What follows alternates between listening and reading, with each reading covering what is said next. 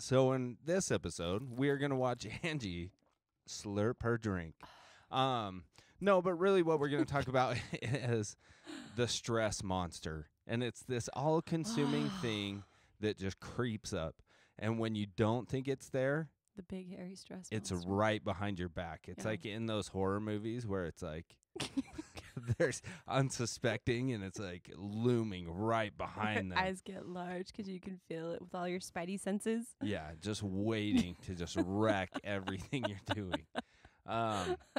So hang in there. We'll cue the intro and then come back and talk more about it after that.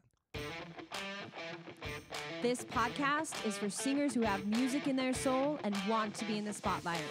We are INVICTA Vox Radio. All right, everybody. As always, welcome back to another episode of INVICTA Vox Radio, where, as always, we are your hosts, Mike and Angie Lee. And as we brought up in the intro, we are talking about that ever-present stress monster. And the thing that's, I guess, crappy about it is that even when you feel like, okay, I'm in a good spot, I'm not stressed at all, it just takes one or two little things to turn and not go your way for stress to just knock your ass on the ground. For real. Yeah.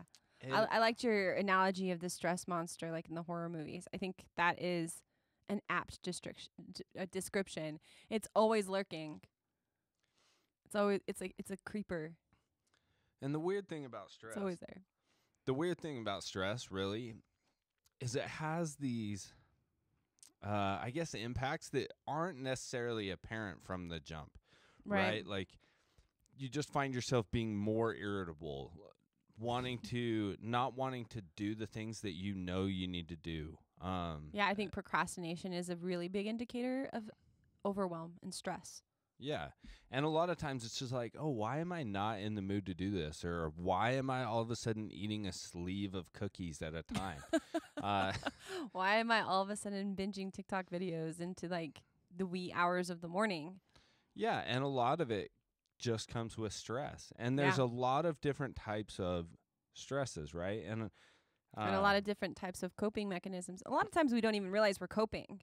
Yeah. We just slip into these things that are very destructive. So that's the thing I think we need to talk about is like what stress is and what causes it, and then how we can spot it in our lives, because that fear and stress are what cause us to have coping mechanisms that we're not even aware of.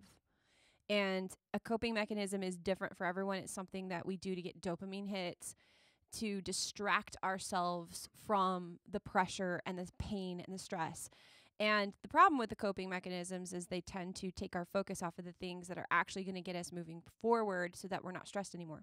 So it's like this really bad karmic cul-de-sac of like just over and over this loop of procrastinating because you're stressed, finding a coping mechanism which prevents you from doing what you need to do, which gives you more stress, and it just feeds into each other. But let's start at the root of this, which is where the stress is. Like, what is stress? Because everyone, especially artists, they're always like, I'm just so stressed out, man. Why? So what causes that? Why are we stressed out? Yeah, and stress has a lot to do with fear. And particularly the fear of failing, which as an artist, where you're in this world of so much uncertainty, it's really easy to fall into this fear, and then it just starts to build, and it's like, well, maybe I'm not good enough. Well, maybe I'm just never going to make it. Yeah. Right? And then you get a little bit of extra, like, let's say your outside responsibilities, like you get a little extra work, or your day job. Yeah, with your day job. You have to pay rent. You have to pay your car bill. You have to pay for insurance. You have to pay for school. You have to, your car starts to break down. Or your dishwasher breaks.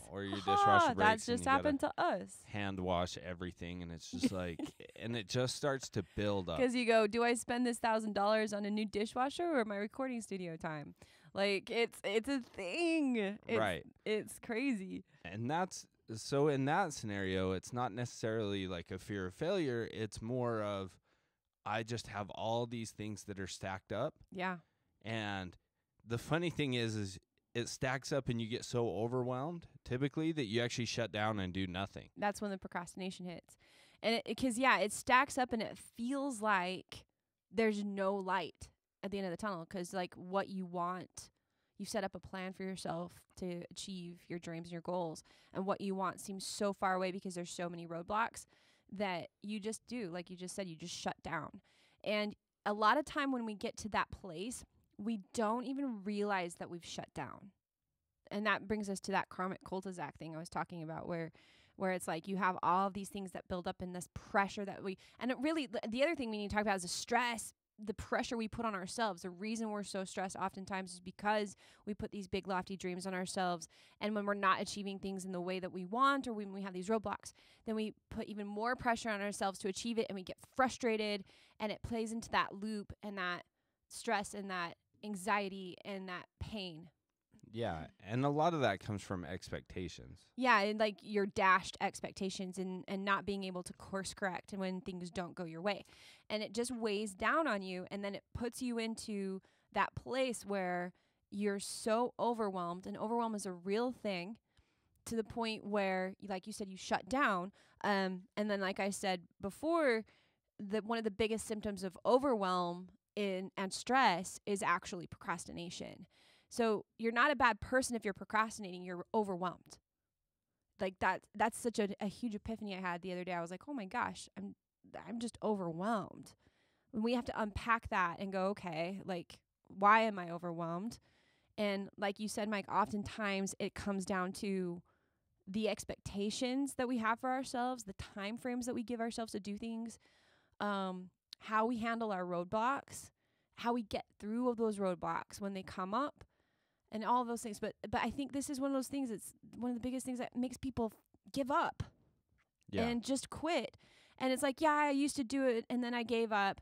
And now 5 years later, I can't live without it, so I'm coming back to it again. I've seen so many people have that, where they break up with music and then they come back to it over and over again. It's not a music problem, it's a you problem. Like the music is not holding you back. No, and it's not the music industry's fault, and it's not anyone's. I mean, it's like the whole relationship thing, right? You just keep breaking up with your music. And it's interesting because we don't understand our own loops, and we don't understand where we go to when we're under all this pressure. And the reason we want to talk about this is because I've been under an insane amount of pressure I put on myself lately. And like, we have a lot of financial stuff going on right now. Like it's crazy because we're growing our company, and I'm trying to launch an album, and we're doing, and oh man, it's just crazy, juggling kids and life and day jobs and all this stuff. And it's just insane. And we're like, how do you even just juggle finances to be able to allocate the money you need to do what you need to do as an artist, but then also pay your bills and pay for your kid to go to theater class? Like, it's a thing. And so I have been in such a cave of overwhelm and just this deep pit of despair. And I didn't even realize it. But what turned me on to it was like, I'm not typically on social media. I actually usually don't have those platforms on my phone because I know that they're such a time suck for me. And I don't even, the last time I watched a TV show was last Christmas break, and I binge watched Cobra Kai because I had a 2-week break. Right? Cobra Kai. Yeah, it's a good one. Do it.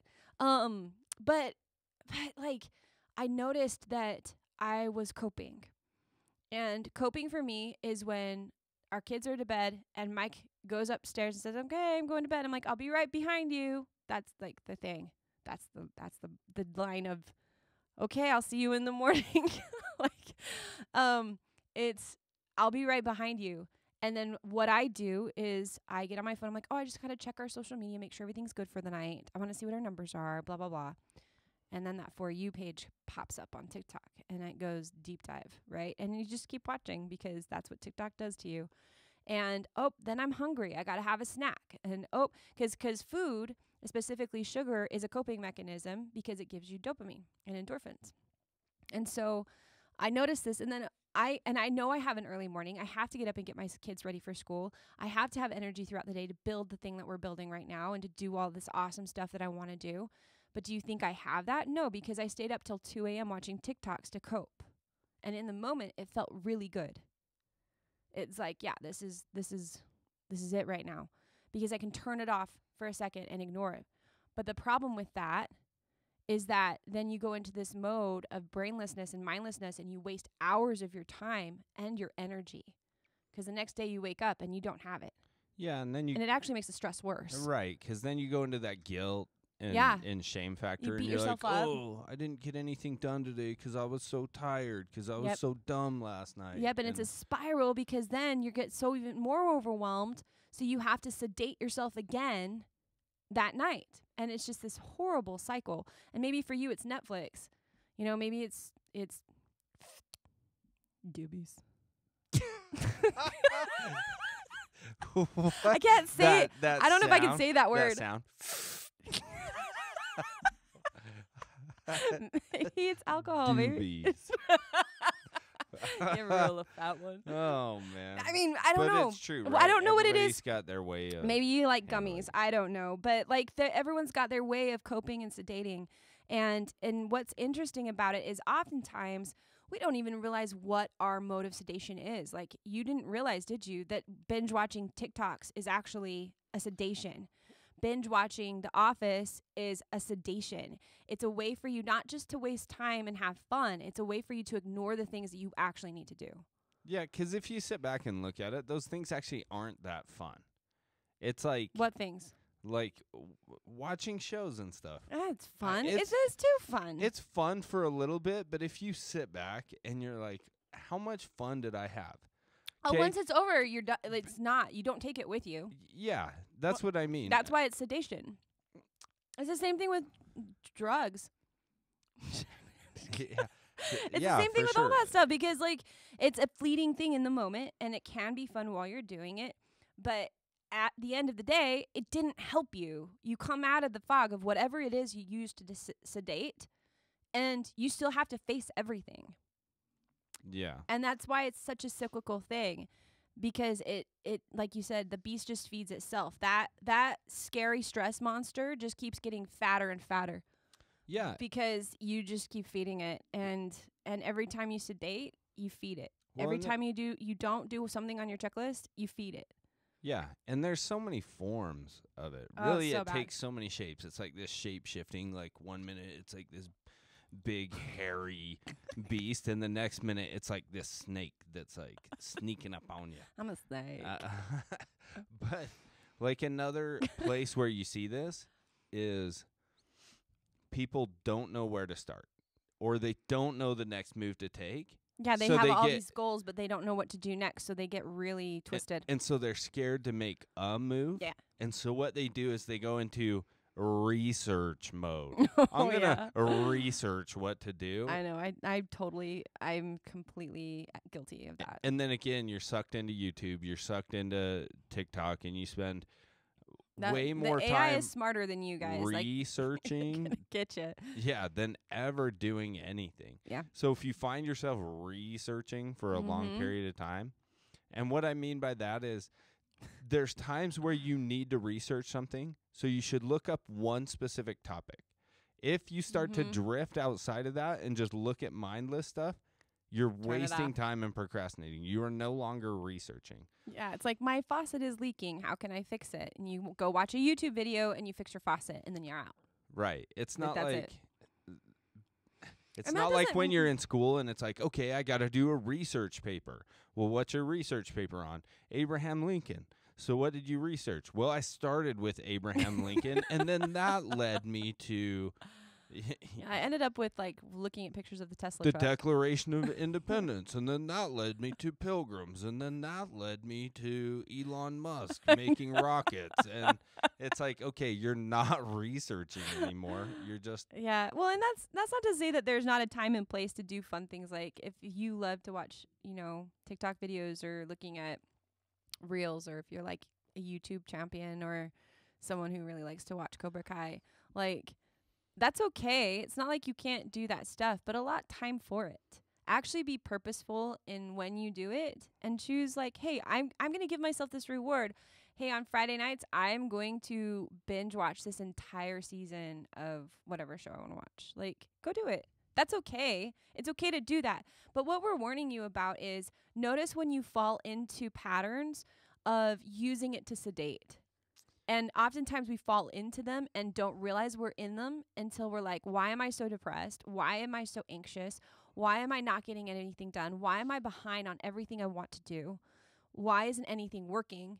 Why am I tired all the time? Why am I why am I gaining weight? Why am I there's so many things. And if you're asking yourself those questions, you're probably sedating. You're probably sitting there doing something to avoid the thing that is giving you pain. So just remember that beast feeds itself, though. There's got to be something to do that you do to stop the cycle and step out of it and go, okay, I'm not going to do this anymore. What does that mean? Well, for me, it's deleting all the apps off my phone.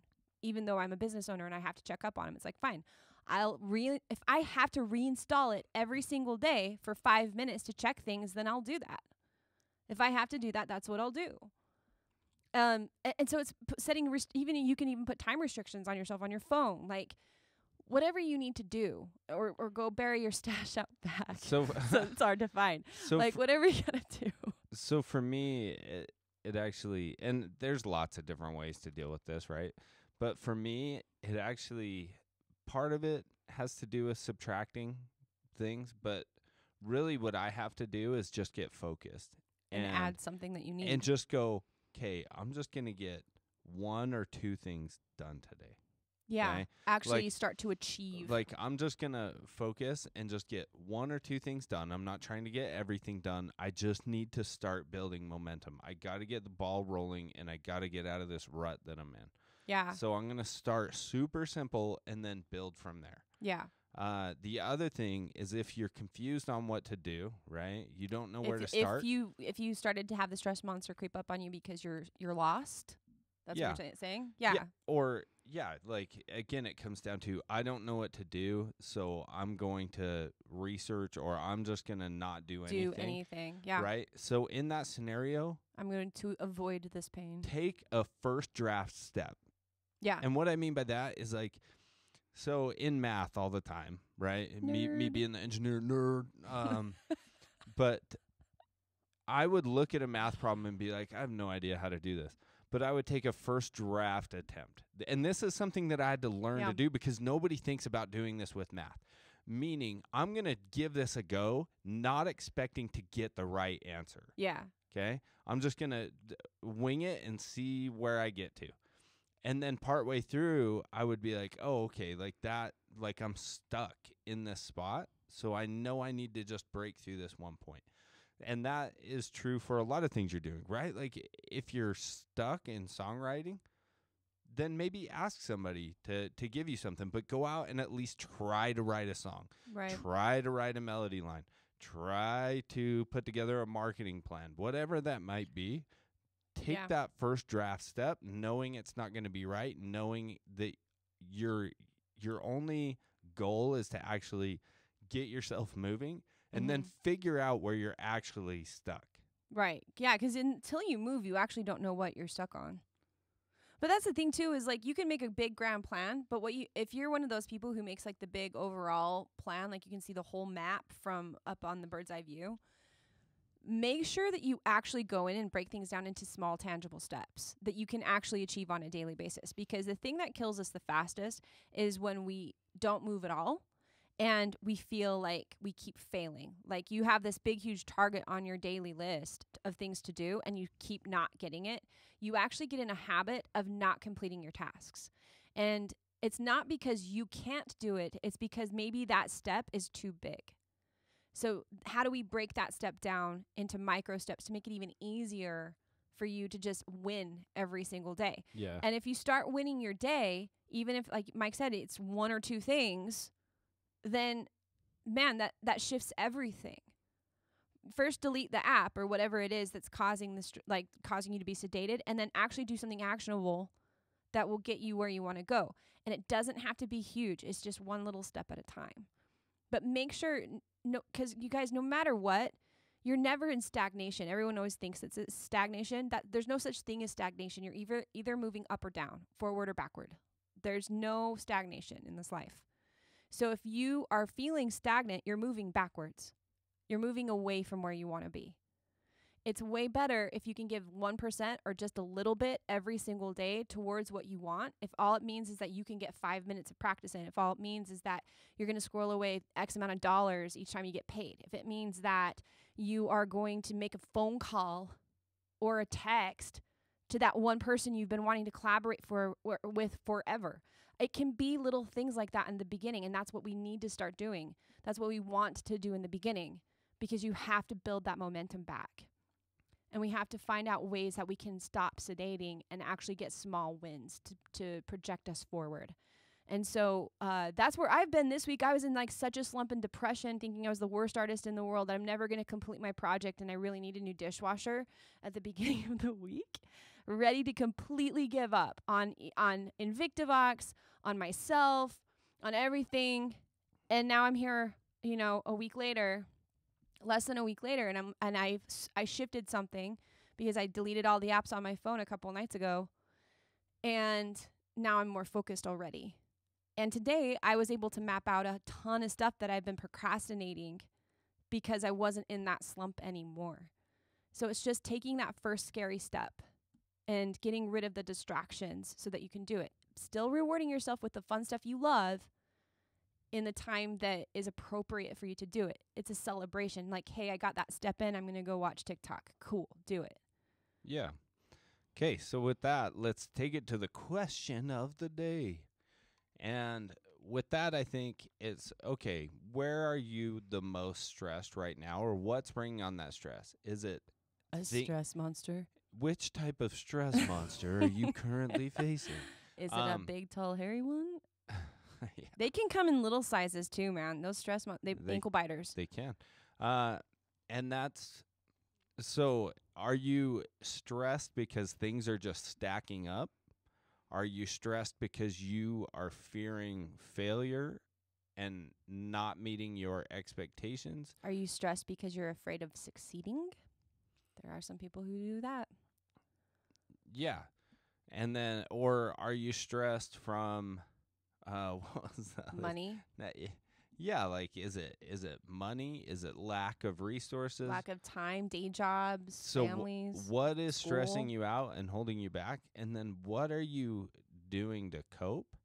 And what is one thing you can do to actually start to break away from that? From your So sedation. I know it's like a triple question. Yeah. It's a trifecta question. But really, you need to kind of get to the bottom of what's actually holding you back right now. Yeah. And share it in the comments. Like, let's talk about it. Because that's declaring it is the first step. Coming to terms with it is the first step. Right. Because it's like, I see you, monster. Right. Then it's like, okay, what kind of arsenal do I need to gear up with to shoot this guy down? Well, and as soon as you shine a light on it, though, the monster's like, oh, damn. And it like goes and runs back into the shadows, right? Like, it doesn't want to like be all seen. good horror movie monsters. Yeah. Except, like which one? I don't know. I just picture like shining a light on like it's a shadow monster. Sully from Monsters Inc. And he's like, and creeps out. Like, yeah, you caught me. It's a shadow monster. As soon as you shine a light on it, it goes away. Yeah, it disappears. So declare that up in the comments. Let somebody know. That's how we get through things, right? Life is not meant to be done alone. It's too challenging. Especially the journey of an artist. So, with that, we're going to wrap up this episode. Thanks for hanging out with us today. It's been a nice flight. If you found this episode helpful in any way, shape, or form, please rate and review, and then share it with just one other person. If you're walking down the street. Or like 400 other people, like whatever. I mean, however many friends you have. Yeah, but. Okay. And with that, until next time. Peace.